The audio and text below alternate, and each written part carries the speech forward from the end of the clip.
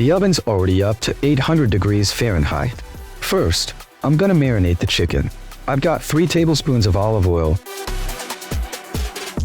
2 teaspoons of salt, 2 teaspoons of smoked paprika, 1 teaspoon of thyme, and 2 teaspoons of cumin.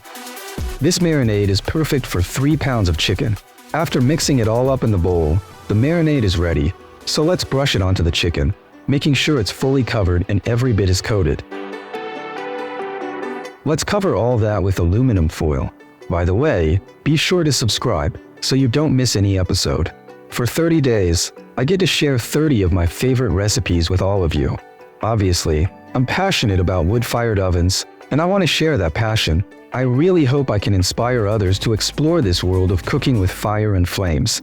After prepping the oven and ensuring the coals are evenly distributed, we'll gently slide the baking tray right into the middle. I'll seal up the oven and let these chicken legs cook for a solid 15 minutes at this current temperature. After 20 minutes, my chicken is done. We open the oven door, take out the baking tray,